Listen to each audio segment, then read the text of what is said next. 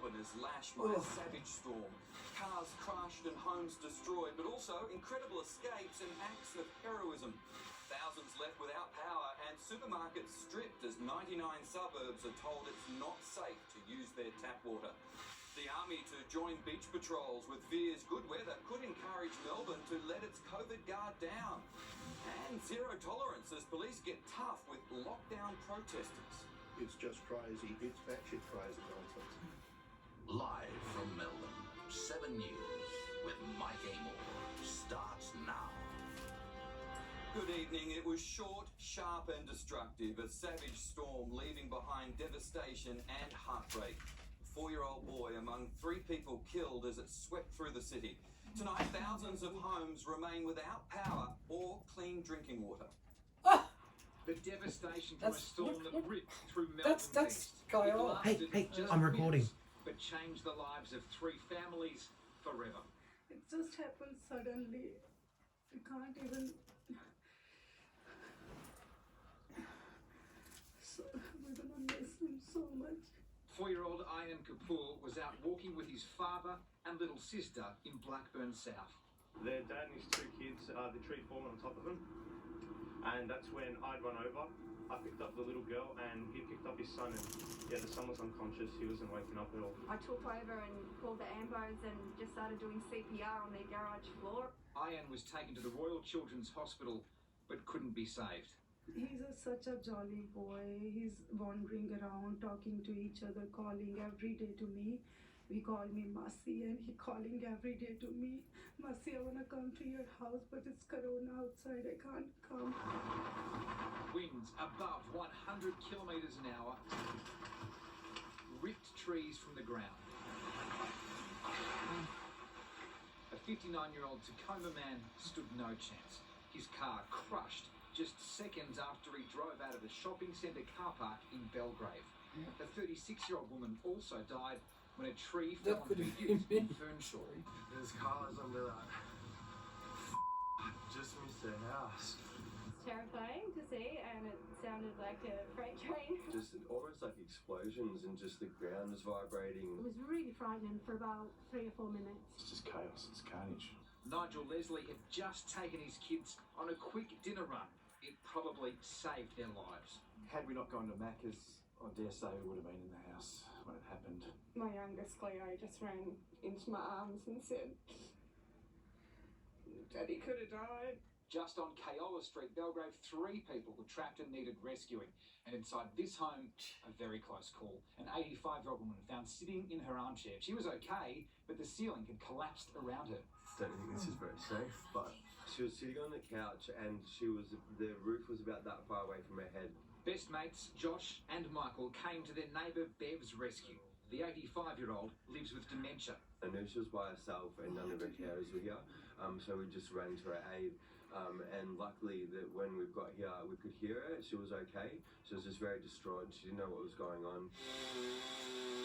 Got the drones in the air so that we can actually work out how many residents have been impacted and what that impact really looks like. Certainly the impact will be felt for days, if not weeks, in this street. There's people at that end that have lost their houses and, had to move out in the middle of the night. I couldn't get home last night because I couldn't get into the street. I was cooking dinner and the trees just started coming down everywhere. And all of a sudden, just the trees were sideways. Jimmy O'Dowd had just picked up his $35,000 car. This is what's left of it. You work so hard and then stuff like this just happens. I mean, it is an act of God, but it's life, isn't it, I suppose? The black Jeep had been parked in his driveway for less than 1 hour. I'll stress that to everyone out there. Get insurance, because you never know what's going to happen. How would you describe it? 2020.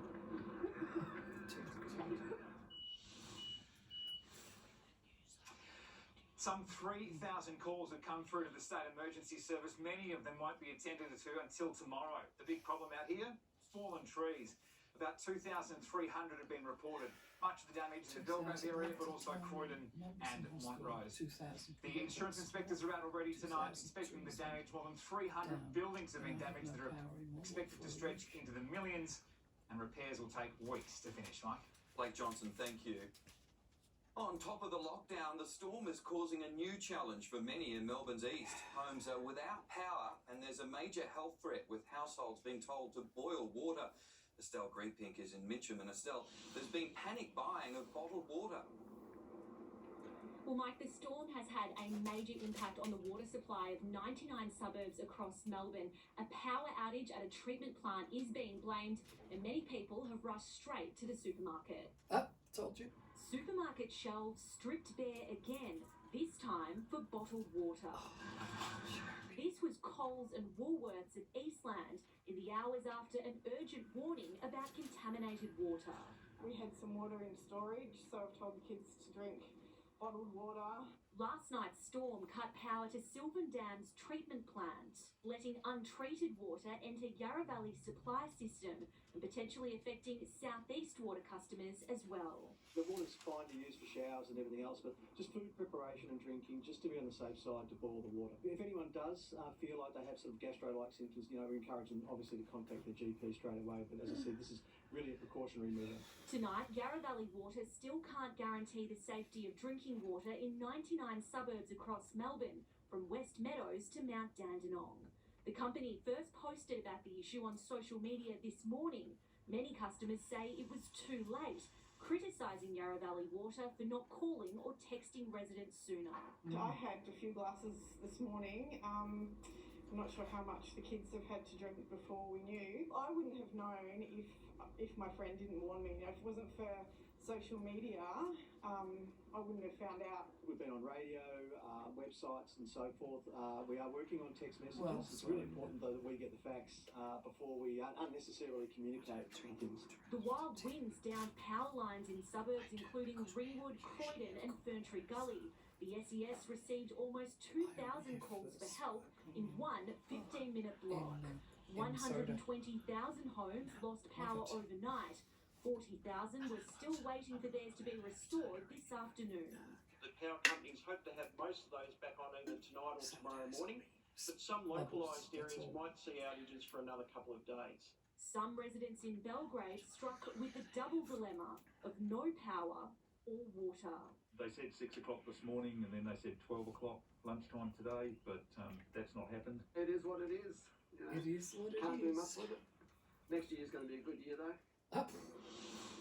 And DHHS has released some guidelines on what you can and can't do under our current restrictions when it comes to dealing with storm damage. The main message is yes, you can leave your home if it's unsafe to be there, or if you need to carry out emergency repairs at another property. But overall, just use common sense. Mike? Estelle, thank you.